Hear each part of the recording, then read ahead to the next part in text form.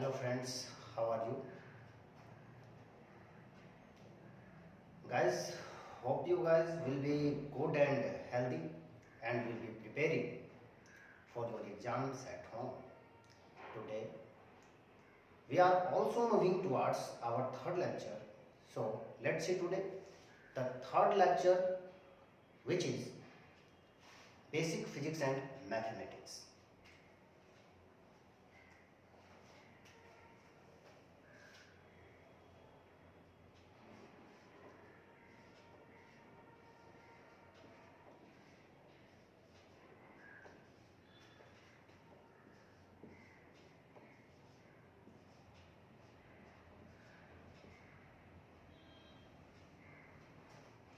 Coordinate geometry. इसमें हमें सबसे पहले तो ये पता होना चाहिए कि हम एक्स कोऑर्डिनेट किसे कहते हैं, वाई कोऑर्डिनेट किसे कहते हैं और प्लेन का क्या मतलब होता है। देखिए, जैसा कि आप लोग जानते होंगे कि हमारे पास कोऑर्डिनेट सिस्टम में तीन एक्सिस रहता है, एक्स एक्सिस, वाई एक्सिस और जेड एक्सिस, और ये तीनों ही एक्सिस म्यूचुअली परपेंडिकुलर रहता है एक दूसरे पर, यानी 90 डिग्री का एंगल बनाता हुआ हर एक एक्सिस दूसरे एक्सिस से हमें दिखाई पड़ता है। जैसे आप यहाँ देख रहे होंगे, हमने दो एक्सिस को दिखाया है, एक्स एक्सिस और वाई एक्सिस। अब एक्स एक्सिस और वाई एक्सिस से घिरा हुआ जो क्षेत्र आपको दिखाई पड़ रहा होगा, जो एरिया आपको दिखाई पड़ रहा होगा, उसे हम बोलते हैं प्लेन। अब यह जो एरिया है, ये अगर प्लेन है तो इस प्लेन को क्या कहेंगे? तो ये प्लेन जिस दो एक्सिस से घिरा हुआ आपको दिख रहा है, वो एक्सिस है एक्स और वाई, सो हम इस प्लेन को कहेंगे एक्स वाई प्लेन। आपको याद रखना है, प्लेन का अल्टीमेटली मतलब ये समझना है आपको 2D, टू डायमेंशनल, जो दो एक्सिस या आप कह सकते हैं कि दो कोऑर्डिनेट से बनता है। जैसे अगर आप इस क्षेत्र में, इस एरिया में कोई पॉइंट ले लें तो हम कहेंगे कि यह पॉइंट एक प्लेन में है और उस प्लेन का नाम हम कहेंगे एक्स वाई प्लेन। तो इस एक्स वाई प्लेन में अगर कोई पॉइंट है तो डेफिनेटली प्लेन में अगर पॉइंट होगा तो जिस जिस एक्सिस से मिलकर यह एरिया या यह प्लेन तैयार हुआ है, वह कोऑर्डिनेट तो इस पॉइंट के पास जरूर होगा।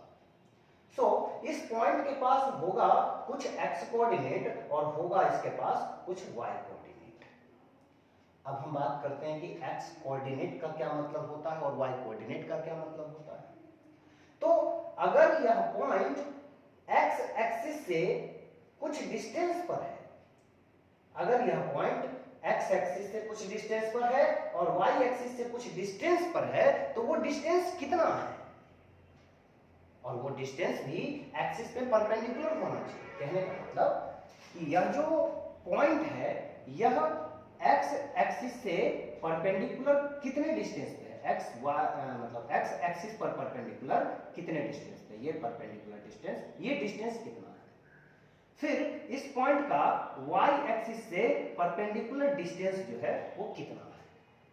वाई एक्सिस से जो परपेंडिकुलर डिस्टेंस होता है उसको कहते हैं एक्स कोऑर्डिनेट, और एक्स एक्सिस से जो परपेंडिकुलर डिस्टेंस होता है उसे बोलते हैं वाई कोऑर्डिनेट। तो यहां हम लिख देते हैं X coordinate, coordinate means perpendicular, perpendicular को शॉर्ट में इस तरह से लिखा जाता है, perpendicular distance, distance from Y axis, Y axis. Clear हो गया होगा? एक्स कोऑर्डिनेट का मतलब perpendicular distance from Y axis. Y का क्या मतलब? तो वाई कोऑर्डिनेट का मतलब होगा Y coordinate, coordinate means perpendicular distance, perpendicular distance from X axis. Clear हो गया होगा, एक्स कोऑर्डिनेट और वाई कोऑर्डिनेट। तो एक्स कोऑर्डिनेट का मतलब कि वाई एक्सिस से परपेंडिकुलर में कितना डिस्टेंस पे है, और वाई कोऑर्डिनेट का मतलब कि एक्स एक्सिस से परपेंडिकुलर कितना डिस्टेंस पे है।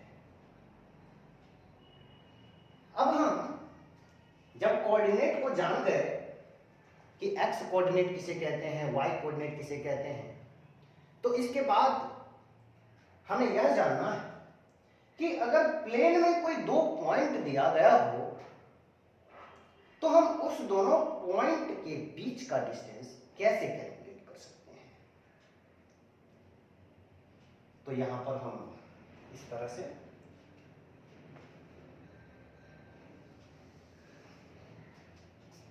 How to find distance between two points,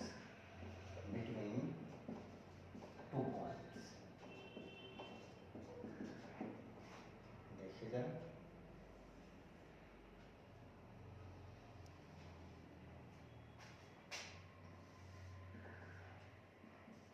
ये एक्स एक्सिस, ये वाई एक्सिस, और ये हमने दो पॉइंट ले लिया। इस पॉइंट को मान लेते हैं P और इस पॉइंट को मान लेते हैं Q। हमें ये डिस्टेंस कैलकुलेट करना है। प्लेन में दो पॉइंट है और उस दोनों पॉइंट के बीच का डिस्टेंस कैलकुलेट करना है। अब यह तो आप जान ही गए कि दोनों पॉइंट प्लेन में है। प्लेन में है तो ये प्लेन किससे बना है, एक्स एक्सिस और वाई एक्सिस से बना है। तो डेफिनेटली ये यहाँ पे जो Q पॉइंट है इसका भी कुछ एक्स कोऑर्डिनेट होगा, कुछ वाई कोऑर्डिनेट होगा, और इस पॉइंट का भी कुछ एक्स कोऑर्डिनेट होगा और कुछ वाई कोऑर्डिनेट होगा। तो हम यहाँ के एक्स कोऑर्डिनेट को मान लेते हैं x2, y2, और यहाँ के x कोऑर्डिनेट को मान लेते हैं x1 और मान लेते हैं हम y1। अच्छा, x कोऑर्डिनेट का क्या मतलब, x कोऑर्डिनेट का क्या मतलब था, perpendicular distance from y axis, perpendicular distance from y axis. तो ये वाला जो डिस्टेंस होगा हमारा, ये हो जाएगा x1। इस पॉइंट के लिए, इस पॉइंट के लिए हो जाएगा x1, और ये वाला जो डिस्टेंस हो जाएगा आपका परपेंडिकुलर टू y एक्सिस, ये डिस्टेंस हो जाएगा हमारा y1। तो ये लिख देते हैं हम, ये हो गया हमारा y1 और ये हो गया हमारा x1। फिर यहाँ के x कोऑर्डिनेट का क्या मतलब, तो यहाँ के x कोऑर्डिनेट का मतलब perpendicular distance from y axis. तो यहाँ से ये वाला डिस्टेंस थोड़ा पॉइंट ही नीचे कर देते हैं हम यहाँ पे, और ये वाला distance perpendicular distance x axis पे। तो ये जो हो जाएगा, ये हो जाएगा हमारा परपेंडिकुलर डिस्टेंस, ये भी परपेंडिकुलर, ये भी परपेंडिकुलर डिस्टेंस पॉइंट का। तो ये डिस्टेंस यहां से यहां तक परपेंडिकुलर जो x एक्सिस पे होता है उसको बोलते हैं y कोऑर्डिनेट। सो ये हो जाएगा हमारा y2, और ये वाला distance perpendicular from y axis. तो इस डिस्टेंस को पॉइंट Q के लिए क्या कह सकते हैं आप, x2 कह सकते हैं। अब आप देखिए कि ये जो डिस्टेंस हमें यहां पर दिख रहा है, ये डिस्टेंस कितना होगा। अगर यहां से यहां का, या यूं कह लें कि ये जो डिस्टेंस है यहां तक का, जो डिस्टेंस है यहां तक का, वो x1 है, तो डेफिनेटली यहां से यहां का डिस्टेंस x1 होगा। और यहां से यहां तक का डिस्टेंस अगर x2 है तो डेफिनेटली यहां से यहां तक का भी डिस्टेंस क्या होगा, x2 होगा। तो ये भी डिस्टेंस क्या होगा, x2 होगा, और ये तो ये डिस्टेंस कितना हो गया, x2 माइनस x1। तो इस डिस्टेंस को हम लिख सकते हैं x2 माइनस x1।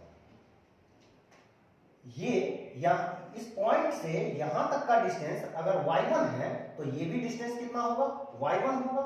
ये भी डिस्टेंस क्या होगा, y1 होगा। ये डिस्टेंस भी क्या होगा, y1 होगा।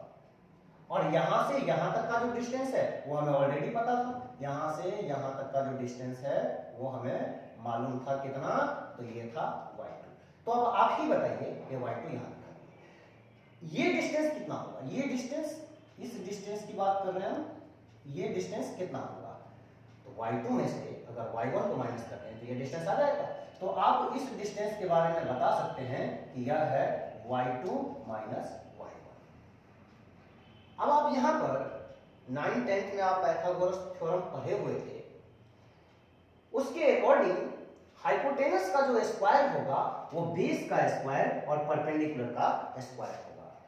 तो यहां पर आप लिख सकते हैं PQ का जो स्क्वायर है वह क्या है, PQ square is equal to x2 minus x1 जो कि बेस का काम कर रहा है स्क्वायर हो जाएगा, और परपेंडिकुलर का काम कर रहा है y2 माइनस y1 इसका स्क्वायर हो जाएगा। हमें क्या चाहिए था, हमें चाहिए था डिस्टेंस PQ, स्क्वायर हटाइए यहां से, LHS से अगर स्क्वायर हटेगा तो RHS में यानी राइट हैंड साइड में रूट आ जाएगा, तो आप इसको लिख सकते हैं x2 माइनस x1 का whole square plus y2 minus y1 का होल स्क्वायर। अब एक चीज आपको और नोट करने याद रखना है, नोट यहां हम लिख देते हैं इसे, नोट में क्या याद रखना है, तो आपको याद रखना है क्या कि जहां कहीं भी हम लिखेंगे चेंज, तो चेंज का मतलब समझना है, चेंज का सिंबल होता है डेल, और इसको हम लोग लिखते हैं final minus initial, final minus initial. Change का मतलब फाइनल माइनस इनिशियल, और लॉस कहें तो इनिशियल माइनस फाइनल होता है। तो यहां लिख ही देते हैं, अगर लॉस है तो लॉस को कैसे रिप्रेजेंट करते हैं, उसको हम लोग लिखेंगे इनिशियल माइनस फाइनल। क्लियर है? अब आप जरा इस PQ पॉइंट को देखिए, तो पॉइंट P पहले है और Q पॉइंट बाद में है। कहने का मतलब कि पॉइंट P का जो भी कोऑर्डिनेट होगा x और y वो कहलाएगा इनिशियल, और पॉइंट Q का जो कोऑर्डिनेट होगा x और y वो कहलाएगा फाइनल। यहां पर Q के कोऑर्डिनेट, Q के x कोऑर्डिनेट में से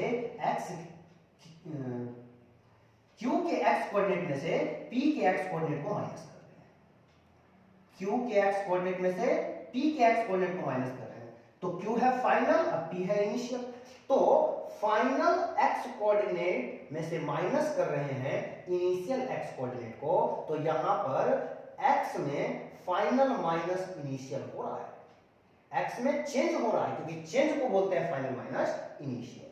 सो आप इसको लिख सकते हैं चेंज इन x का स्क्वायर, और ये final y coordinate minus initial y coordinate, change in y इसका स्क्वायर।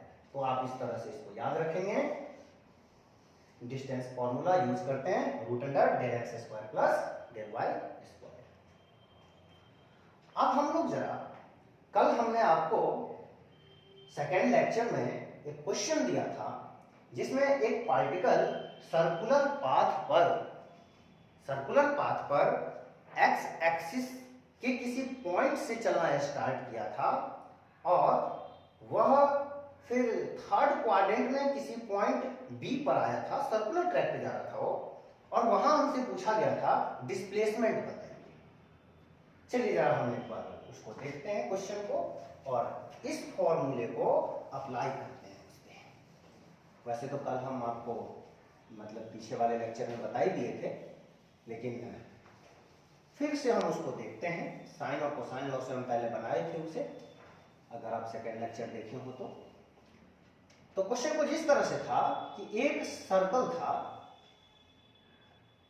और इस तरह से उसका ऑरिजिन हमने बताया था कि 0 0, मतलब सेंटर था 0 0, ऑरिजिन उसका सेंटर था, और एक्स एक्सिस के पॉइंट ए से वो चलना स्टार्ट किया एंटी क्लॉकवाइज डायरेक्शन में, और यहां किसी पॉइंट बी पर पहुंचा, और यहां से यहां तक का डिस्टेंस ए है जो कि इस सर्कल का रेडियस है, और हमसे पूछा जा रहा था कि डिस्प्लेसमेंट बताइए।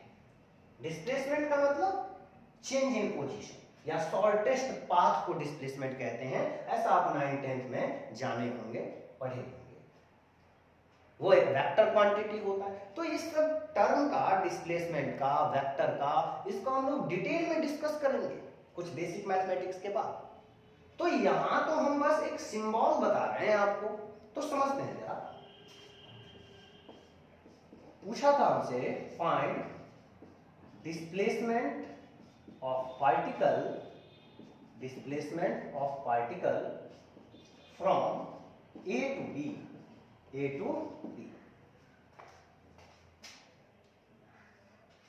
रेडियस तो चेंज नहीं होगा ना, ये ए है तो ये भी ए ही रहा होगा, ए रहा होगा। और ये एंगल आपको याद हो तो हमने 60 डिग्री लिया हुआ था, तो हम यहाँ पर भी 60 डिग्री ले लेते हैं, रेडियस को इस साइड लेते हैं। एक चीज और जरा हम आपको यहाँ बताना चाहते हैं, जिसे हम यहाँ लिख रहे हैं, समझिएगा। एक होता है पोलर फॉर्म, पोलर फॉर्म और कार्टेशियन फॉर्म, आप जानते हैं कार्टेशियन कोऑर्डिनेट और पोलर।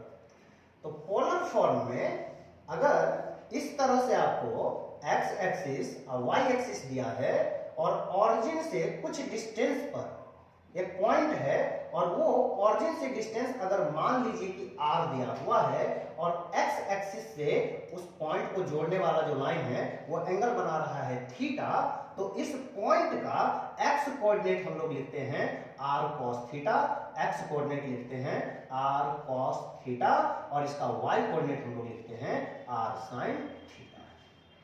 इसे याद रखिएगा।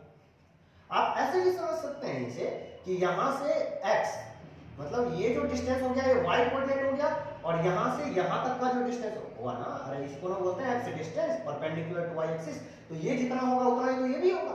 तो ये x है तो ये भी x होगा, ये y है तो ये y है, और इसमें अगर इस ट्रायंगल में, ये जो ट्रायंगल आप देख रहे हैं, इसमें अगर हम लगा दें sin थीटा, तो sin theta p by h यानी कि y बाई r, है ना।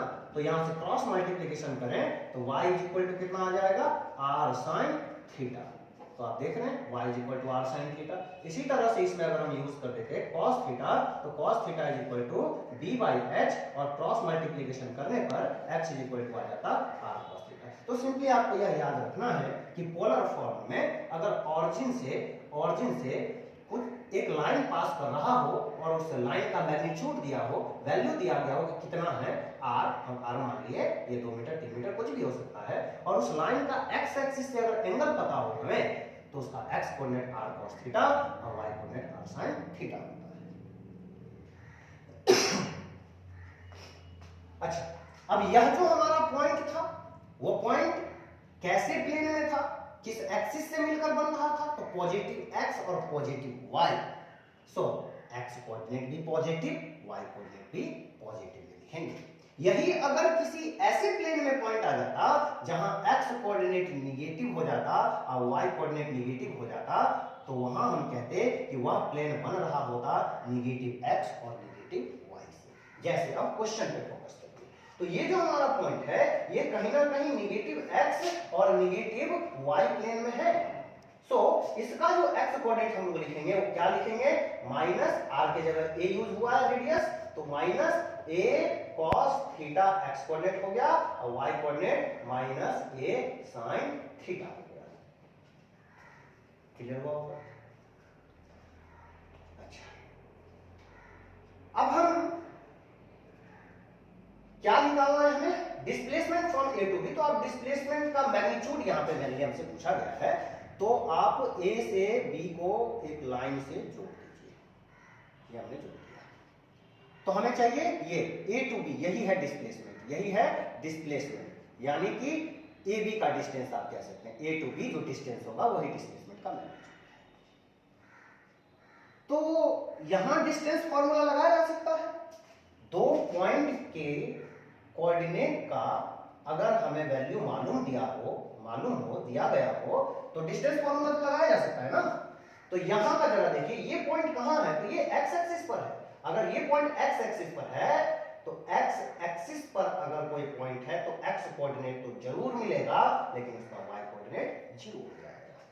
याद रखना है कि प्रॉपर किसी एक्सिस पर अगर कोई पॉइंट आ जाता है, तो जिस एक्सिस पर आता है वह कोऑर्डिनेट तो मिलता है, बाकी कोऑर्डिनेट 0 हो जाता है। जैसे x एक्सिस पर x तो मिलेगा, y 0 हो जाएगा, y एक्सिस पर अगर आप देखते तो y तो मिलता मगर x 0 हो जाता है।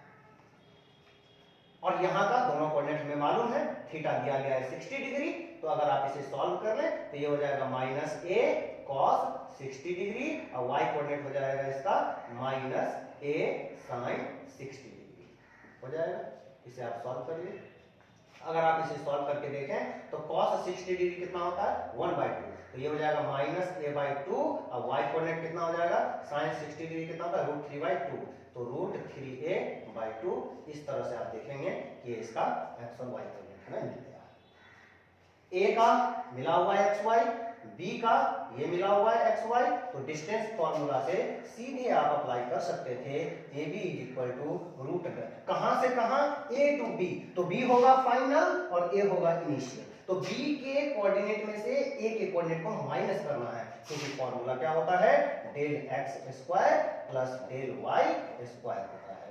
तो आप जान गए कि डेल एक्स का क्या मतलब था, final x minus initial x, x2 को फाइनल कह रहे थे हम, और यहां पर हो जाएगा डेल y, यानी कि फाइनल y में से माइनस करना है इनिशियल y को। फाइनल कहे तो b का y कोऑर्डिनेट और इनिशियल कहे तो a का y कोऑर्डिनेट। इसी तरह से इसमें फाइनल बोले तो b का x कोऑर्डिनेट, इनिशियल बोले तो b का x कोऑर्डिनेट। तो यहां अगर आप सेट करें तो देखिए कितना आ जाता है, ये x final minus a by two minus a by two minus करेंगे x इनिशियल जो कि a दिया हुआ है, और इसका कर देना होता है स्क्वायर, इसका कर देना होता है स्क्वायर, प्लस ये हो जाएगा आपका y फाइनल हमें मिला है root three a by two, और इसमें से माइनस करना है 0, ये है 0, इसका करेंगे स्क्वायर। क्लियर? और इस तरह से अगर हम इसको सॉल्व कर लें तो सॉल्व करने पे आप पाएंगे, देखिए minus A by two minus A, तो ये हो जाएगा एलसीएम ले लीजिए यहाँ पर 2, तो ये हो जाएगा माइनस टू ए और माइनस ए माइनस 3a, क्योंकि माइनस माइनस प्लस हो जाता है, माइनस 3a बाई टू, तो ये आ जाएगा 9a स्क्वायर बाई, ये हो जाएगा 3 माइनस 3a बाई टू का whole square, minus 3a by two का होल स्क्वायर, यानी 9a स्क्वायर बाई 4, और ये आ जाता है 3a स्क्वायर बाई 4, रूट 3 का स्क्वायर 3 होता है, ये आ जाएगा 3a स्क्वायर बाई 4। कर ही देते हैं, स्टेप हटा देते हैं, ये समझ गए होंगे आप।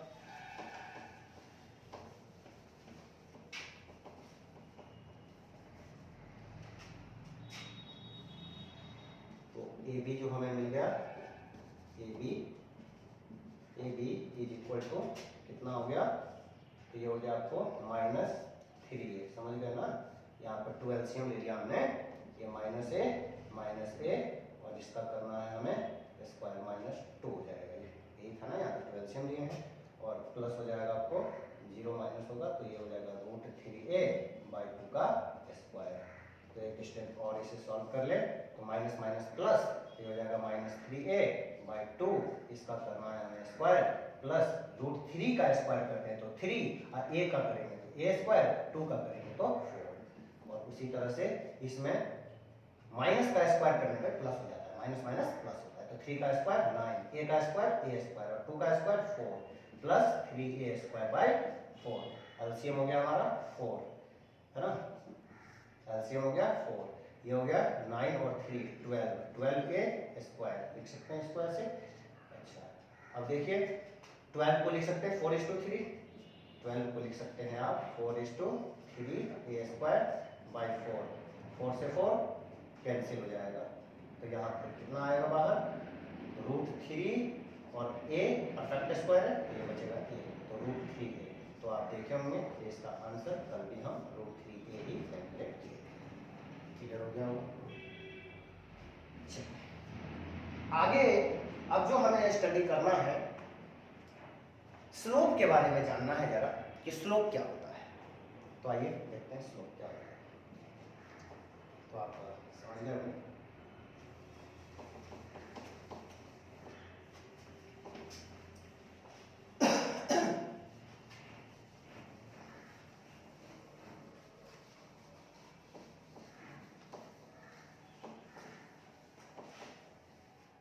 स्लोप,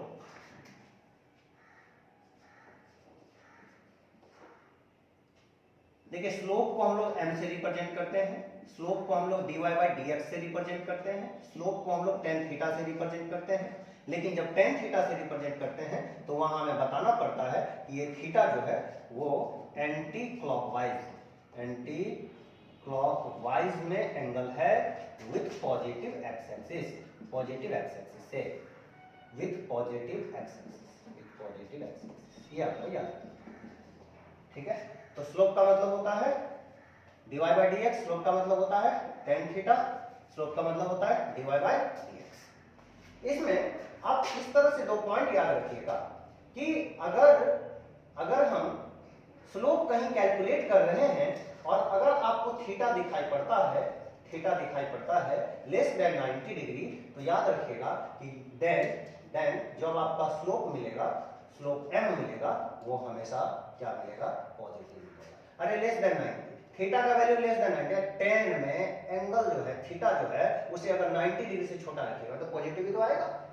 दूसरा पॉइंट आप ऐसे याद रखिएगा कि अगर यह थीटा ग्रेटर देन 90 डिग्री हो जाता है देन यह स्लोप जो है वह लेंगे हम नेगेटिव। इसे एक एग्जांपल से समझते हैं। देखिए जैसे ये एक कर्व है, ठीक है, इस पे हमने 2 पॉइंट ले लिया, एक पॉइंट यहां ले लिया और एक पॉइंट यहां ले लिया, ठीक। हमें यहां स्लोप कैलकुलेट करना है, तो जिस पॉइंट पर कर्व के जिस पॉइंट पर स्लोप कैलकुलेट करना है, पहले आप यहां पर एक टेंजेंट ड्रॉ करिए, ठीक है। अब क्या करिए, एक्स एक्सिस से देखिए कि ये जो एंगल बन रहा है एंटी क्लॉकवाइज में, ये जो थीटा है आप देख रहे होंगे कि ये थीटा आपको क्या दिख रहा है, लेस देन 90 डिग्री है, तो डेफिनेटली यहां पर मिलने वाला जो स्लोप होगा वो हमें पॉजिटिव मिलेगा। अगर आप यहां पर टेंजेंट ड्रॉ करते तो आप क्या देखते कि इसका एक्स एक्सिस से जो एंगल है, ये एंगल जो है वो ग्रेटर देन 90 डिग्री दिखाई पड़ रहा होगा।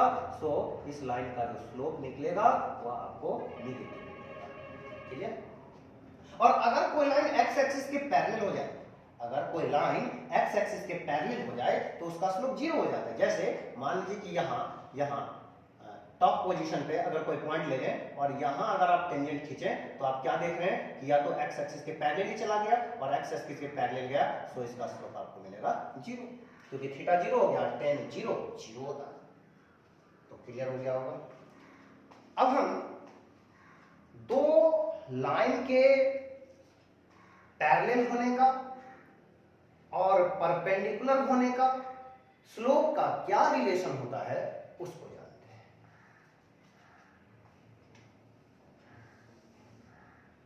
देखिए अगर कोई 2 लाइन पैरेलल हो, जैसे मान लीजिए कि ये हमारा हो गया एक्स एक्सिस और ये हमारा हो गया वाई एक्सिस, और 2 लाइन पैरेलल है, एक लाइन हमने यहां ले लिया और एक लाइन हमने ये ले लिया, तो जो कोरस्पॉन्डिंग एंगल होगा, ये एंगल और ये एंगल, वो क्या होगा, इक्वल होगा। डेफिनेटली इसको अगर हम मान लें θ1, इसको अगर हम θ2 मान लें, तो आप यही बताइएगा ना कि θ1 इज इक्वल टू क्या होगा, θ2। और ये थीटा आप यहां पर मानते हैं हम कि एंटी क्लॉकवाइज में लिए। अगर हम दोनों तरफ tan लगा दें इसमें, तो हो जाएगा tan θ1 is equal to tan θ2, कोई फर्क नहीं पड़ेगा। लेकिन एक चीज होगा कि tan थीटा में थीटा अगर पॉजिटिव एक्स एक्सिस से एंटी क्लॉकवाइज में लिया गया है, तो इसे आप स्लोप कह सकते हैं। तो पहले लाइन का स्लोप m1 जो कि इक्वल होगा दूसरे लाइन के स्लोप के m2 के, यानी 2 पैरेलल लाइन का जो स्लोप होगा वो हमेशा इक्वल होता है। अब हम जानते हैं जरा थर्ड केस, अगर कोई लाइन परपेंडिकुलर हो जाए। अगर 2 लाइन परपेंडिकुलर हो, जैसे मान लीजिए ये हमारा हो गया एक्स एक्सिस, ये हमारा हो गया वाई एक्सिस, एक लाइन हमने ये ले लिया और एक लाइन इस पर परपेंडिकुलर हमने ये ले लिया, और ये क्या है, एक दूसरे पर परपेंडिकुलर है, 90 डिग्री का एंगल बना रहा है। तो ये एंगल तो आप जान ही रहे हैं, परपेंडिकुलर यानी 90 डिग्री। इस एंगल को हम कुछ मान लेते हैं कि चलिए ये एंगल जो है सो θ1 है। अब हमें इस दोनों लाइन के, एक लाइन को L1 कह देते हैं, दूसरे लाइन को L2 कह देते हैं। यहाँ पे भी 2 लाइन था, एक को L1 कह देते हैं, दूसरे को L2 कह देते हैं। दोनों लाइन के स्लोप का हमने रिलेशन बताया, पैरेलल में इक्वल होता है, और 2 लाइन के परपेंडिकुलर होने का क्या कंडीशन होगा स्लोप का, वो जानते हैं। देखिए अगर आप L2 को देखें, जो सेकेंड लाइन है, इसका अगर स्लोप निकालना चाहे तो क्या करना पड़ेगा आपको, पॉजिटिव एक्स एक्सिस से एंटी क्लॉकवाइज का एंगल जानना पड़ेगा। कुछ तो होगा, मान लेते हैं θ2 है, मान लेते हैं θ2, और इसका ऑलरेडी दिया गया है, हमने मान लिया था θ1।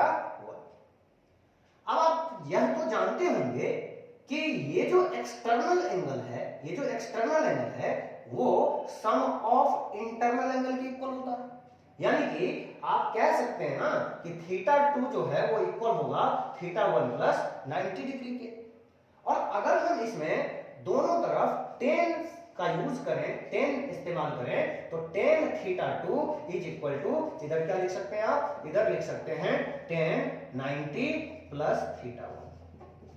प्लस में आप ऐसा कर सकते हैं, पहले इसको लिखें या पहले इसको लिखें, है ना, माइनस में जरूर चेंज हो जाता है लेकिन प्लस में कर सकते हैं।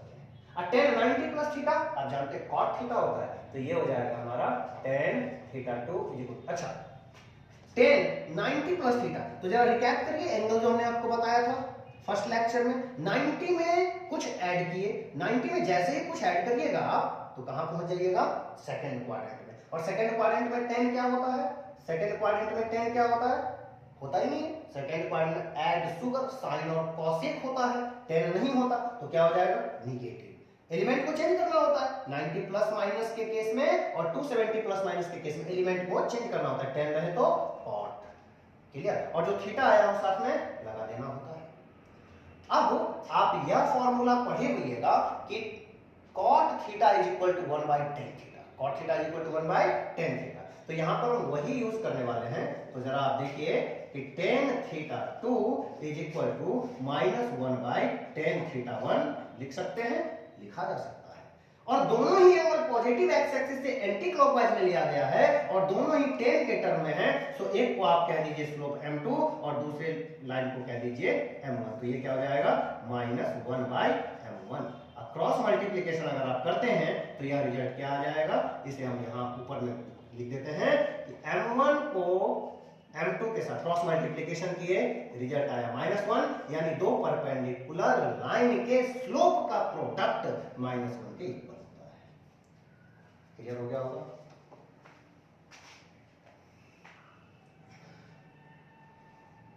अब हमें जानना है कि स्ट्रेट लाइन का हम इक्वेशन कैसे कैलकुलेट करते हैं, कैसे निकालते हैं। तो चलिए जरा वो भी देख ही लेते हैं।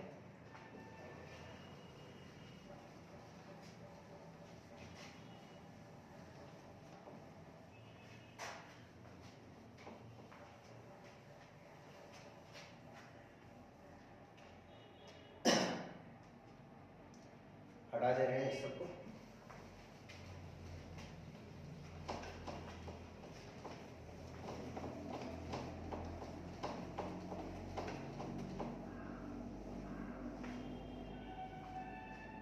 देखिए अगर बेसिक मैथमेटिक्स का टर्म आपका क्लियर है, हर एक कॉन्सेप्ट अगर आप उसे बारीकी से समझ पाते हैं, समझ चुके हैं, तो यकीन मानिए कि फिजिक्स आपके लिए बहुत आसान हो जाएगा।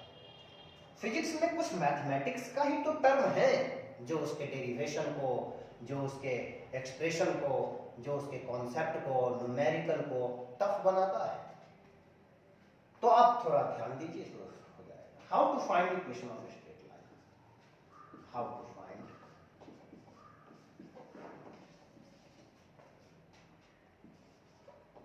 इक्वेशन।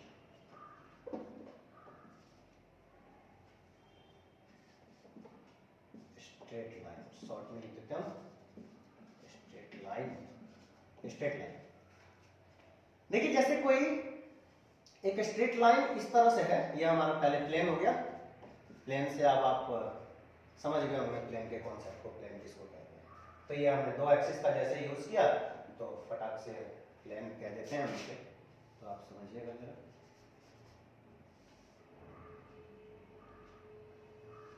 ठीक है।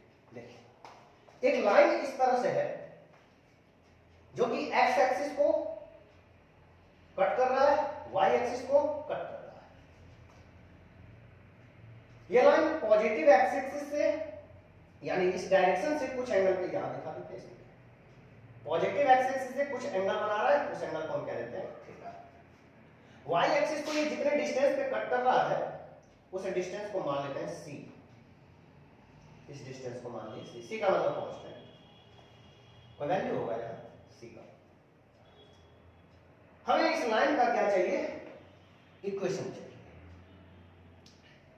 कैसे कैलकुलेट करेंगे इस लाइन का इक्वेशन।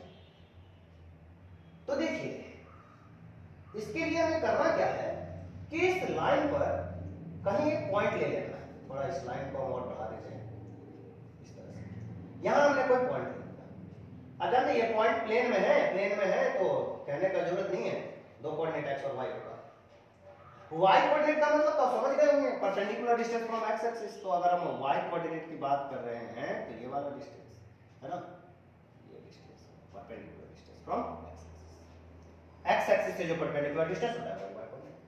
तो ये यहां से यहां तक का ये डिस्टेंस क्या है, y है। तो आप जरा देखिए ये डिस्टेंस कितना होगा, ये डिस्टेंस कितना होगा, क्योंकि ये डिस्टेंस c है, और यहां से यहां तक का y है, तो ये डिस्टेंस कितना होगा? तो इस डिस्टेंस में से अगर इस डिस्टेंस को यानी c को माइनस कर दे तो ये डिस्टेंस कैलकुलेट हो जाएगा आपको, जिसे हम बोलेंगे y माइनस। और ये पॉजिटिव एक्सिस से एंटी क्लॉकवाइज में, मतलब जरा इसका स्लोप का क्या कॉन्सेप्ट था? स्लोप को m से रिप्रेजेंट करते हैं या tan थीटा से रिप्रेजेंट करते हैं, tan थीटा लगा देते हैं। चलिए tan theta equal to p by b, ये डिस्टेंस कितना है? तो ये क्या है? ये y एक्सिस से परपेंडिकुलर डिस्टेंस है जिसे आप x कह रहे हैं, और ये डिस्टेंस x है तो डेफिनेटली यहां से यहां तक का डिस्टेंस भी x होगा। क्लियर है? तो tan theta p by b यानी कि y minus c by b, b base यानी x, और tan थीटा मतलब स्लोप, m से रिप्रेजेंट करते हैं, m is equal to y minus c by x, cross multiplication करें तो mx is equal to y minus c, minus c को इधर लाएं तो ये हो जाएगा mx plus c is equal to y। तो इक्वेशन को इस तरह से हम लिख देते हैं y is equal to mx plus c, ये एक स्ट्रेट लाइन का इक्वेशन हो गया। क्लियर? इसको आप ऐसे भी लिख सकते थे इस इक्वेशन को, इसका एक दूसरा प्रोसेस ये भी है, x बाय x एक्सिस को कितने डिस्टेंस पे कट किया? तो x बाय a मान लेते हैं उसे, y को कितने डिस्टेंस पे कट किया? तो plus y by b, this is equal to 1, ये भी होता है स्ट्रेट लाइन का इक्वेशन। अब जरा इसको समझिए कि ये जो हमारा लाइन है, जो y एक्सिस को कुछ डिस्टेंस पे कट किया, कितना डिस्टेंस पे? c डिस्टेंस पे कट किया। अगर इस लाइन को हम नीचे ला रहे हैं और यहां से पास करवा देते हैं, ऑरिजिन से पास करवा देते हैं, ये ऑरिजिन है, ऑरिजिन से अगर हम इस लाइन को पास करवा देते तो c का वैल्यू क्या हो जाता? 0। अगर आप ये जो लाइन यहां से पास कर रहा था, इस लाइन को अगर आप ऑरिजिन से पास करवा देते तो c का वैल्यू क्या हो जाता? तो यहां पर जो c है वो क्या हो जाता है? यहां पर c 0 हो जाएगा। यानी कि अगर कोई लाइन ऑरिजिन से पास करे तो उसका इक्वेशन क्या होगा? इस लाइन का इक्वेशन क्या होगा? इस लाइन का equation y is equal to mx plus c, c कितना है? 0। तो अगर कोई लाइन पासिंग थ्रू ऑरिजिन है, अगर ऑरिजिन से पास कर रहा है तो उस लाइन का इक्वेशन हो जाता है y is equal to mx। Clear? और अगर काट रहा है y एक्सिस को तो y is equal to mx plus c, c वह डिस्टेंस है जहां पर y एक्सिस को कट किया। तो आज के लिए रहने देते हैं इतना ही। नेक्स्ट लेक्चर, फोर्थ लेक्चर में हम कोशिश करेंगे कि इसे फिनिश करते हैं।